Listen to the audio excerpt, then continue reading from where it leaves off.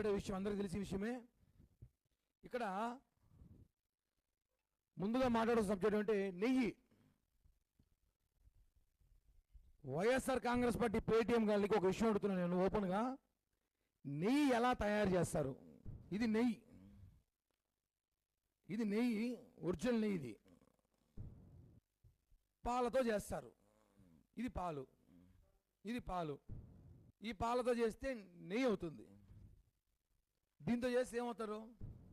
ఇది chemical, palm oil, chemical, synthetic oil రకరకాలు వేసి కలుపుకొని వచ్చినాం, తీసుకొచ్చామంతా ఒక షెడ్కి వెళ్ళి. అంటే రకరకాల అన్ని చోట్ల కలెక్ట్ చేసి ఒక 10 రకాలుగా కలెక్ట్ చేసాం. అంటే దీని నెయ్యి అంటే ఎవడు నమ్ముతాడా? దీని నెయ్యి అని భక్తులని మోసం చేశారు. 20 కోట్ల లడ్డు తయారు చేశారు దీంతో, ఈ కెమికల్తో చేయాల్సిన దీంతో చేశారు. ఇది దీంతో పాలతో నెయ్యి చేస్తారు. ఇది దేంతో తయారు చేస్తారు తెలుసా? చదువురాని మూర్ఖులు ఉంటారు వైసీపీలో. ఆ మూర్ఖుల కోసం ఒక యాప్ ఉంది, చాట్ జీపీటీ అనేసి. ఆ యాప్లో వెళ్ళి కల్తీ నెయ్యి ఎలా తయారు చేయాలని చెప్తే ఒక పెద్ద పేజీ వస్తుంది, ఇలా 3 పేజీలు. Chat GPT, YSR Congress party Paytm చదువులని మొద్దు పేటీఎంలరా, చదువురాని సన్యాసులరా, గొర్రెల్లారా, మీరు చాట్ జీపీటీకి వెళ్ళి కల్తీ నెయ్యి చేయడంలో ఏమేమి వాడతారని తెలిస్తే చివరిగా కొన్ని పాయింట్లు వస్తాయి. 10% లోపు జంతువుల కొవ్వు కలిపితే కనపడదు అని చెప్పి దాంట్లోనే ఉంది. అది కూడా సిట్టు విచారణలో కూడా వాళ్ళు ఇచ్చారు, మెన్షన్ చేయండి. చూడండి, బ్రీఫింగ్ చూపిస్తున్నా. ఇది చార్జ్ షీట్లో 210వ పేజీలో ఉంటుంది. మొత్తం 219 పేజీల్లో చార్జ్ షీట్ 210వ పేజీలో ఉంది. ఈ మరి 10% లోపు ఉంటే కనపడదు, కానీ అది మిక్స్ చేస్తే కానీ ఇలా తయారు కాదు, అలా జంతువు కోడి మిక్స్ చేసి తయారు కాదని చెప్పి చార్జ్ షీట్లో ఇచ్చేసారు ఓపెన్గా. ఇది జరిగిన వాస్తవం. ఇది కూడా తెలియకుండా మొద్దులు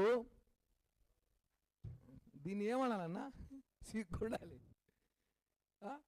జగన్మోహన్ రెడ్డి అబ్బా, ఆయన గెటప్, ఆయన సెటప్ నవ్వు వస్తాను చూస్తా ఉంటే. ఈయన ఒక సెటప్. ఈడ తిరుపతిలో ఆయన ఉన్నాడు, మాజీ టీటీడీ చైర్మన్. ఆయన ఏ రోజు గుళ్ళో ఇంట్లో పూజ చేసింది, దీపం పెట్టింది నాకు తెలిసి. ఆయన పెద్ద యజ్ఞం పెట్టాడు ఈరోజు. ఎవరిని మోసం చేస్తారు మీరు? హిందువుల పేరుతో రాజకీయం చేసి చిత్తుగా ఓడిపోయిన మీరు మళ్ళా మోసం చేస్తారు ప్రజల్ని. నెయ్యే లేదు.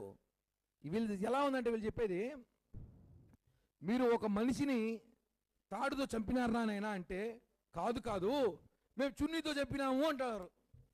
మనిషి చచ్చిపోయింది వాస్తవం.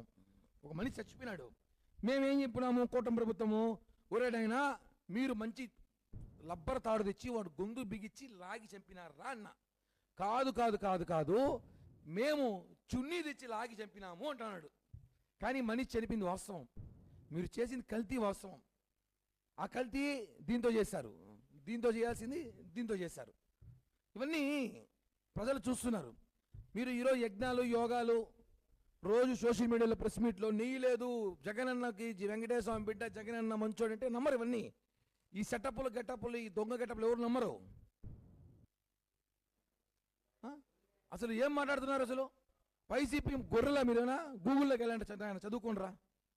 కల్తీని ఎలా తయారవుతుందో కనుక్కోండి ఒకసారి గూగుల్లో. 10% అడల్టరీ చేయించని ఇచ్చినారు, మీరు చేశారు కాబట్టి చెప్తున్నాము. ఈరోజు లేదు.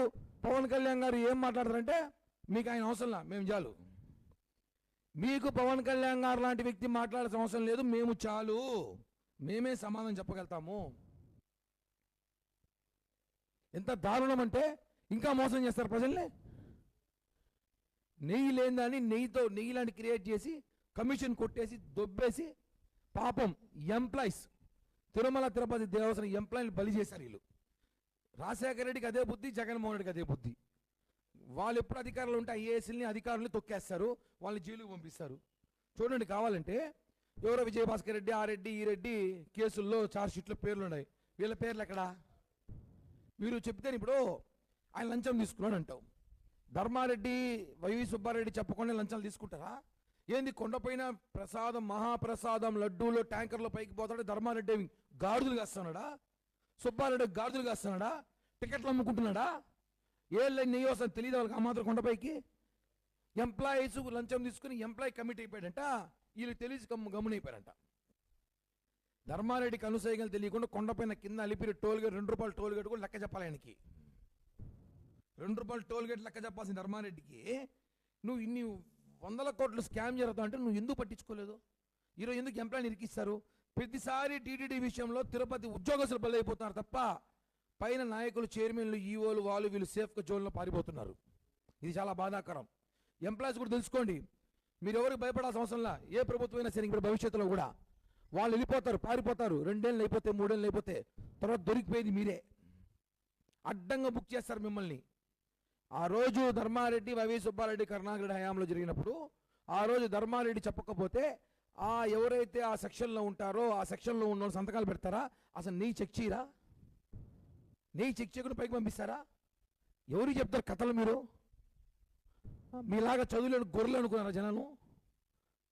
ఇవన్నీ కాదు. అనవసరంగా ఎంప్లాయీని బలి చేయకండి. ఎంప్లాయీస్ అందరూ కూడా అలర్ట్గా ఉండి నేర్చుకోండి.